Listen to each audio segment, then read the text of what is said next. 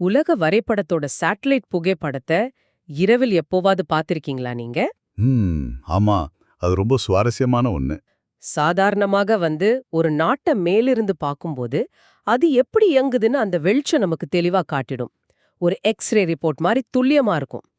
இப்போ தென்கொரியாவை பாத்தீங்கன்னா இரவு நேரத்துல கூட மின் விளக்குகளால் ஜொலிக்கும் ஒரு பெருநகரம் தெரியும்.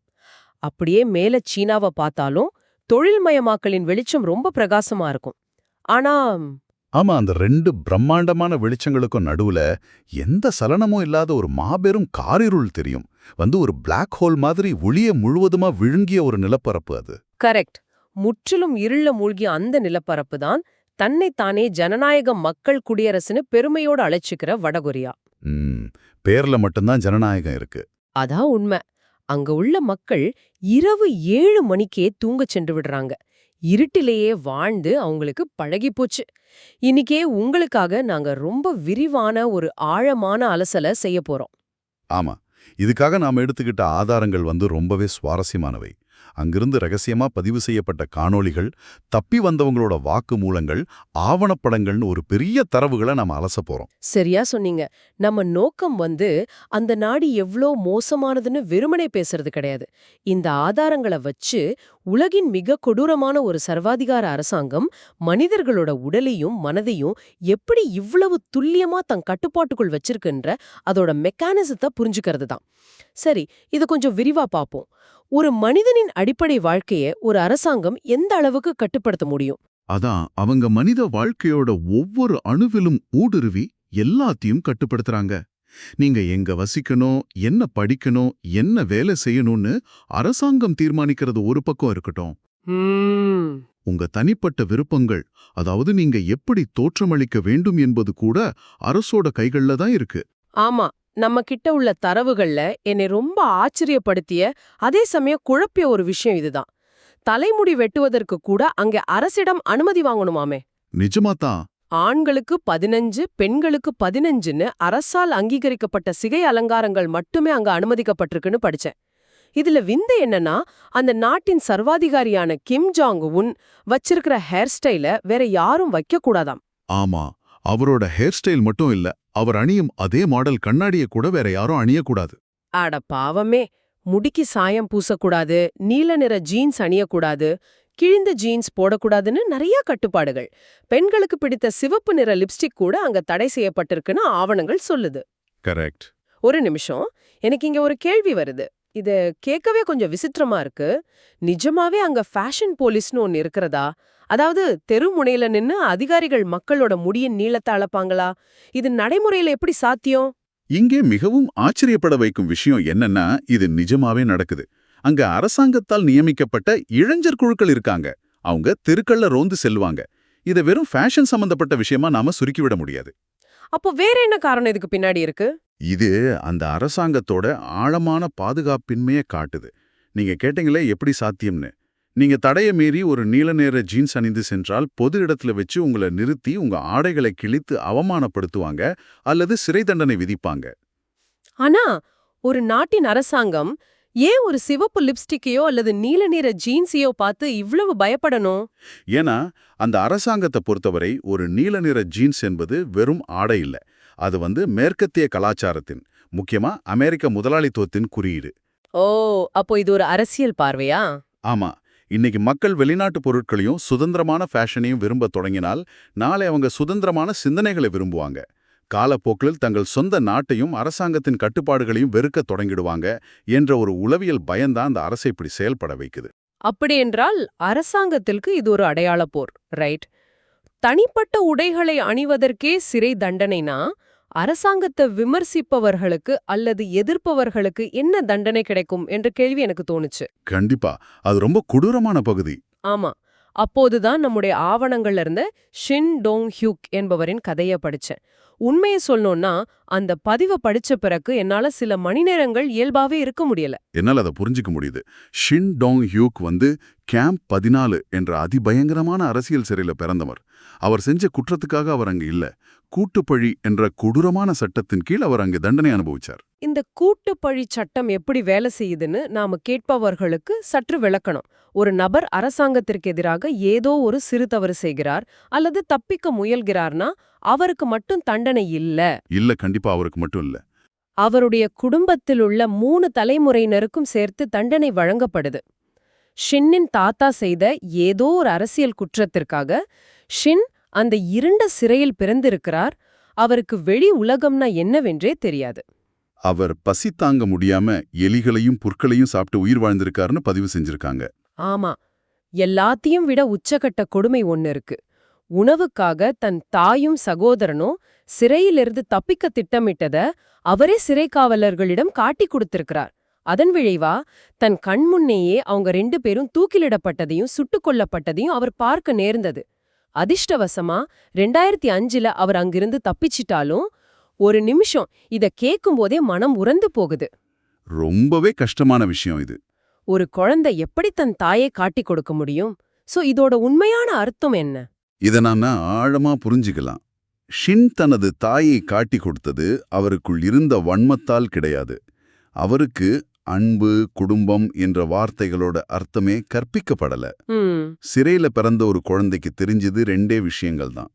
ஒன்னு தாங்க முடியாத பசி, மற்றொன்று காவலர்களிடம் விசுவாசமாக இருந்தால் கிடைக்கும் உணவு. பசியின் மூலமும் பயத்தின் மூலமும் மனித உணர்வுகளையும் குடும்ப உறவுகளையும் முற்றிலும் சிதைத்து மனிதனை ஒரு விலங்கு நிலைக்கு கொண்டு செல்வதுதான் இந்த அமைப்பின் உண்மையான வெற்றி. ஒரு ஒட்டுமொத்த சமூகத்தையும் இப்படி பயத்திலே வச்சிருக்கிறது எப்படி சாத்தியமாகுது? ராணுவத்தை வச்சு மட்டும் இதை செய்ய முடியாதே. கரெக்ட். அங்கே ரகசிய போலீஸின் கட்டமைப்பு மிக மிக வலுவாக இருக்கு. அரசாங்கம் இன்மின்பான் என்ற ஒரு முறையை உருவாக்கி இருக்கு. இன்மின்பான் அப்படின்னா என்ன? அதாவது ஒவ்வொரு 30 முதல் 40 வீடுகளுக்கும் ஒரு கண்காணிப்பு குழு இருக்கும். அரசாங்கம் ஒவ்வொரு தனி மனிதனையும் நேரடியாக கண்காணிக்க தேவையில்லை. மாறாக குடும்ப உறுப்பினர்களும் அண்டை வீட்டாரும் ஒருவரை ஒருவர் காட்டிக் கொடுக்கும் நிலையை அரசு நுட்பமா உருவாக்கியிருக்கு. அப்போ ஒருத்தரை நம்பவே முடியாதா?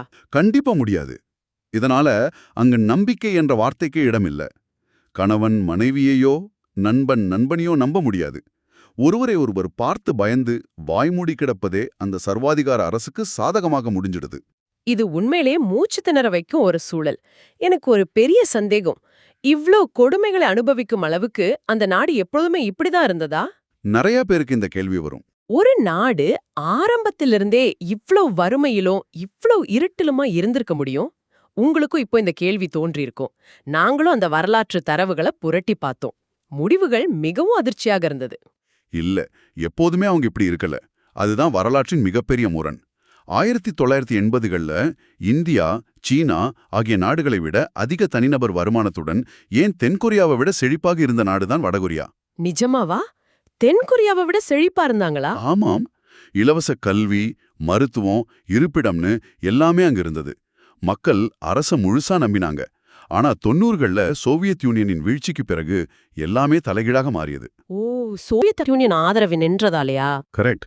சோவியத்திலிருந்து அவங்களுக்கு கிடைத்து வந்த மலிவான எரிபொருளும் பொருளாதார உதவியும் நின்றது. அதன் விளைவா 1995 முதல் 98 வரை வடகொரியா சந்தித்த மாபெரும் பஞ்சம் கற்பனை கேட்டாவது. இது அவங்க கடினமான பயணம்னு அழைக்கிறாங்க. ஆமா, ஆவணங்களை படிக்கும்போது அந்த பஞ்சத்தோட கோர முகம் வெளிப்பட்டது. சுமார் 5 லட்சம் முதல் 20 லட்சம் பேர் வரை பசியால் துடிதுடித்து இறந்திருக்காங்கன்னு தரவுகள் சொல்லுது. உணவில்லாம மக்கள் வயல்கள்ல உள்ள புற்களையும் மரப்பட்டைகளையும் சாப்பிட்டிருக்காங்க. தவளைகளை வேட்டையாடி இருக்காங்க. அந்த காலகட்டம் ரொம்பவே இருண்டது. மனதை நொறுக்கும் இன்னொரு தகவல் என்னன்னா, இளைய தலைமுறையை காப்பாற்றுவதற்காக முதியவர்கள் தாங்களாகவே உணவு உண்பதை தவிர்த்து பசியில் உயிரை விட்ட துயரமெல்லாம் நடந்திருக்கு. சரி, ஒட்டுமொத்த நாடே பட்டினில சாகும்போது இந்த நிலையில அரசு மக்களை எப்படி காப்பாற்றியது? கசப்பான உண்மை என்னன்னா, அரசு எல்லோரையும் காப்பாற்றல. அங்கதான் சோங்பூன் என்ற ஒரு சாதி போன்ற முறைய அரசு தீவிரமாக அமல்படுத்தியது. அதென்ன சோங்பூன் முறை? அரசாங்கம் தனது குடிமக்களை அவங்களோட அரசியல் விசுவாசத்தின் அடிப்படையில் 3 வர்க்கங்களாக பிரித்தது. அரசிடம் விசுவாசமாக இருப்பவர்கள், சந்தேகத்திற்குரியவர்கள் மற்றும் எதிரிகள். இந்த சொங்பூன் முறைதான் ஒருவரின் இருப்பிடம், உணவு பங்கீடு, கல்வி, எந்த மருத்துவமனைக்கு செல்ல வேண்டும் ஏன் யாரை திருமணம் செய்ய வேண்டும் என்பதை பின்னாடியிலிருந்து தீர்மானிக்குது. ஒரு நிமிஷம், இத நான் இப்படி சொல்லலாமா? இது நம்முடைய தாத்தா எப்போதோ வாங்கிய ஒரு கடனுக்காக இன்று நமக்கு என்ற வங்கியிலும் கணக்கு தொடங்க அனுமதி மறுக்கப்படும் ஒரு டிஸ்டோபியன் கிரெடிட் ஸ்கோர் போன்றதா? ஆமா, ரொம்ப சரியான ஒப்பீடு. நீங்க கொஞ்சம் நினைச்சு பாருங்க. நாம் என்ன உணவு சாப்பிடணும், யாரை திருமணம் செய்யணும்னு நம்ம முன்னோர்களோட அரசியல் நிலைப்பாட்டை வச்சு இன்னைக்கு யாராவது முடிவு செஞ்சா எப்படி இருக்கும்? இதை விட ஒரு மோசமான அநீதி இருக்க முடியுமா? இத ஒரு பெரிய கண்ணோட்டத்துல பார்த்தா, இந்த சோங்புன் முறை என்பது வெறும் சமூக பாகுபாடு இல்ல. இது ஒரு மிகச்சிறந்த சர்வாதிகார கருவி. வடகொரியாவின் தலைநகரான பியோங்யாங்கை ஒரு ஷோகேஸ் போல உலகிற்கு காட்டுவதற்காகவே அவங்க வச்சிருக்காங்க. ஹோ, வெளியுலகத்துக்கு ஒரு நாடகம் காட்டுறாங்களா? அதான் உண்மை. அங்க அரசிடம் அதீத விசுவாசமாக இருப்பவர்கள் மட்டுமே வசிக்க முடியும். அரசுக்கு எதிரானவர்கள் அல்லது சந்தேகத்திற்கு உரியவர்கள் தலைநகரிலிருந்து குறைந்தது 50 கிலோமீட்டர் சுற்றளவுக்கு வெளியே தான் வாழ வேண்டும். பஞ்சத்தின் போது அரசு தனது சொற்ப உணவை இந்த விசுவாசிகளுக்கு மட்டுமே வழங்கியது, மற்றவர்களை சாக விட்டுவிட்டது. ஒரு கட்டத்திற்கு மேல் இழப்பதற்கு ஒன்றுமில்லை என்ற நிலையில் மனிதர்கள் புரட்சியில் ஈடுபடுவாங்களே, அதற்கான விடை அந்த நாட்டின் தகவல் இருட்டடிப்பில்தான் இருக்கு. கரெக்ட். தகவல் தொடர்பு அங்க எப்படி இருக்குன்னு பார்த்தா உங்களுக்கு புரியும். அங்கு நாம் பயன்படுத்தும் உலகளாவிய இன்டர்நெட் இல்ல, அரசால் முழுமையாக கட்டுப்படுத்தப்படும் இன்ட்ராநெட் மட்டுமே உண்டு. நிலுங்கள், இது தொழில்நுட்ப ரீதியா எப்படி வேலை செய்யுதுன்னு நாம பார்க்கணும். இது வெறும் இணையதளங்களை முடக்கும் வேலை மட்டுமல்ல. சரியா சொன்னீங்க. இது ஹார்ட்வேர் மற்றும் சாஃப்ட்வேர் ஆகிய இரண்டிலுமே செய்யப்பட்ட ஒரு சிறைச்சாலை. அந்த இன்ட்ராநெட் உலக இணையத்தோடு எந்த இடத்துலயும் இணைக்கப்படல. அத ஒரு நூலகத்துல அமர்ந்து தான் பயன்படுத்த முடியும். ஓ, மொபைல்ல எல்லாம் பார்க்க முடியாதா? அவ்வளவு சுலபம் இல்ல. அப்படியே பார்த்தாலும் ஒவ்வொரு 5 நிமிடத்திற்கும் திரை தானாகவே உறைந்துவிடும். ஸ்கிரீன் ஃப்ரீஸ் ஆயிடும். அதை தொடர்ந்து பயன்படுத்த அங்குள்ள அரசு அதிகாரி வந்து தனது கைரேகையை வைக்க வேண்டும். என்னது, கைரேகை வைக்கணுமா? ஆமா, அது மட்டுமா, அங்குள்ள ஸ்மார்ட் போன்கள் ரேண்டமா ஸ்கிரீன்ஷாட் எடுத்து அரசு சர்வருக்கு அனுப்பிடும். நீங்க என்ன பாக்குறீங்க, யாருக்கு என்ன குறுஞ்செய்தி அனுப்புறீங்கன்னு அரசு எந்நேரமும் கண்காணிச்சுட்டே இருக்கும். உங்களால தப்பித்து ஒரு வார்த்தை கூட பேச முடியாது. இங்குதான் விஷயம் மிக சுவாரஸ்யமாகுது. இணையம் மட்டும் இல்லாம மக்களோட மனதையும் அவங்க மூளைச்சலவை செய்றாங்க. அந்த நாட்டுல மதம் என்பது முற்றிலுமாக தடை செய்யப்பட்டிருக்கு. பைபிள் விநியோகித்ததற்காக ஒரு பெண்ணுக்கு வெறிப்படையாக மரண தண்டனை வழங்கப்பட்ட தரவு நம்மிடம் இருக்கு. ஆமா, மத நம்பிக்கை அவங்களுக்கு ஒரு பெரிய அச்சுறுத்தல். செய்த இந்த சர்வாதிகாரிகள் தங்களையே எப்படி மதமாக மாற்றிக்கொண்டார்கள் என்பதை இது அப்பட்டமாக காட்டுது. ஒவ்வொரு வீட்டிலும் முந்தைய தலைவர்களான கிம் இல் சுங் மற்றும் கிம் ஜாங் இல்லின் படங்களை கட்டாயம் வச்சிருக்கணும். அது மட்டும் இல்ல, அந்த படங்களை எப்படி பராமரிக்கிறாங்கன்னு ஒரு விதி இருக்கு. ஆமா, வீட்ல தீ விபத்து ஏற்பட்டால் உங்க குழந்தைங்களை காப்பாற்றுவதற்கு பதிலாக தலைவர்களோட படங்களைத்தான் முதல்ல காப்பாற்ற வேண்டுமாம். இல்லையென்றால் உங்களுக்கு தண்டனை. இது பைத்தியக்காரத்தனமாக இல்லையா? இத படிக்கும்போது நமக்கு சிரிப்பாகவோ பைத்தியக்காரத்தனமாகவும் இருக்கலாம். பள்ளிகளிலேயே கிம் ஜாங் உன் 3 வயசுல துப்பாக்கி சுட்டார், 5 வயசுல குதிரை ஓட்டினார்னு எல்லாம் கற்பிக்கிறாங்க. ஆனா அந்த மூளைச்சலவையின் உளவியலை நாம கவனிக்கணும். இது எப்படி வேலை செய்யுது? உலக நாடுகள் அனைத்தும் நோய்களாலும் ஊழலாலும் பேரிடர்களாலும் அழிந்து கொண்டிருப்பதாகவும், வடகொரியா மட்டுமே உலகிலுள்ள ஒரே ஸ்வர்க்கம் என்றும், தாங்கள் மிக அதிர்ஷ்டசாலிகள் என்றும் சிறுவயதிலிருந்தே அந்த மக்கள் நம்ப வைக்கப்படுறாங்க. உங்களிடம் ஒப்பீடு செய்வதற்கு வேறு எந்த தகவலும் இல்லாதபோது அரசு சொல்வது மட்டுமே உலகமாகிவிடுது. ஆனா 75 ஆண்டுகளாக தொடரும் இந்த இரும்பு கோட்டைக்குள் இப்போ விரிசல்கள் விழத் தொடங்கியிருக்கு என்பதுதான் இந்த தேடலின் மிக முக்கியமான பகுதி. அந்த விரிசலை உருவாக்கியது வேறு யாரும் அல்ல, அந்த நாட்டு பெண்கள் தான். இது ரொம்ப அற்புதமான ஒரு திருப்பம். 90களின் பஞ்சத்திற்குப் பிறகு அரசின் ரேஷன் முறை முற்றிலுமாக கட்டுப்பாட்டை இழந்தது. ஆண்களை அரசு வேலைகளுக்கு செல்லுமாறு அரசாங்கம் கட்டாயப்படுத்தியது. ஆனா அவங்களுக்கு எந்த ஊதியமும் தரப்படல. அப்ப சாப்பாட்டுக்கு என்ன செஞ்சாங்க? குடும்பத்தை காப்பாற்ற பெண்கள் வீதிக்கு வந்தாங்க. அவங்க உருவாக்கிய ஜாங்மாடான் என்ற கள்ளச்சந்தைகள் தான் இன்னைக்கு வடகொரிய மக்களோட உயிர்நாடி. இன்று ஒரு குடும்பத்தின் 70% வருமானம் பெண்களாலேயே வருது. ஒரு நிமிஷம், பைபிள் வச்சிருந்தாலே மரண தண்டனை கொடுக்கும் ஒரு அரசாங்கம் எப்படி வெளிப்படையாக கள்ளச்சந்தைகள் இயங்க அனுமதிக்குது? இது ஒரு பெரிய முரண்பாடாக இல்லையா? இது ஒரு அருமையான கேள்வி. அரசு இதை ஏன் அனுமதிக்குதுன்னா அவங்களுக்கு வேறு வழி இல்ல.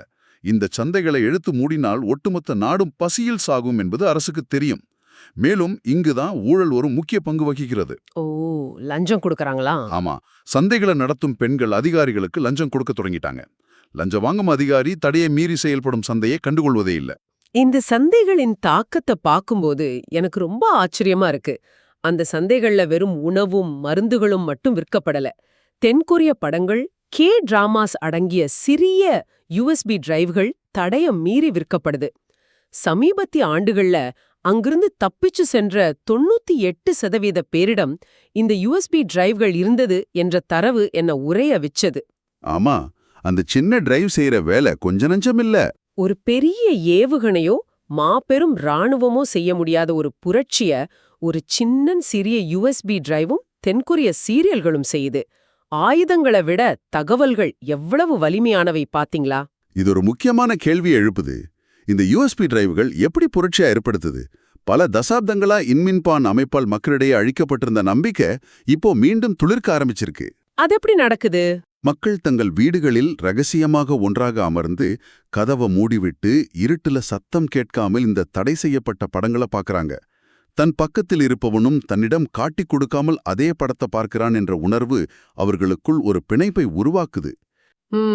இது ரொம்ப ஆழமான உளவியல். ஆமா, அந்த தொடர்களில் வரும் சியோல் நகரத்தின் வெளிச்சமும் மக்களின் சுதந்திரமும் அவர்களுக்கு அரசோட பொய்களை உடைத்து காட்டுது.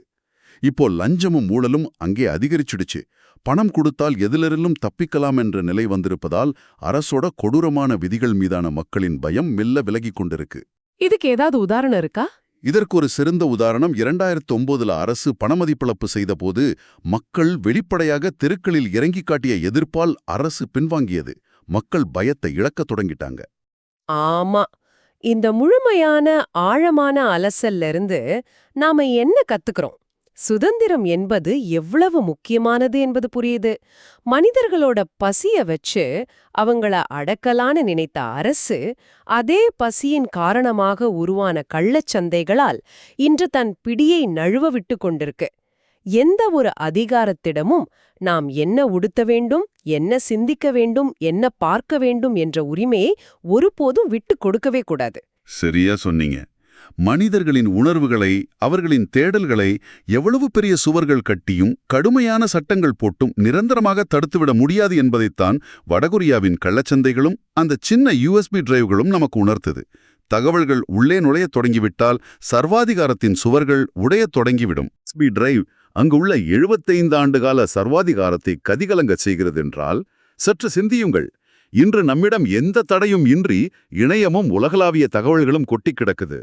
நமக்கு எல்லா சுதந்திரமும் இருக்குன்னு நாம நினைக்கிறோம். ஆனா நிஜமாவே இருக்கா? அதான் கேள்வி. உங்கள் மொபைலை திறந்தவுடன் நீங்க என்ன பார்க்கணும், எதை நம்பணும், எதை வாங்கணும் என்பதை ஏதோ ஒரு கண்ணுக்கு தெரியாத அல்காரிதம் தீர்மானிக்குது. அத நாம நம்மை அறியாமலேயே அனுமதித்துக் கொண்டிருக்கிறோமா?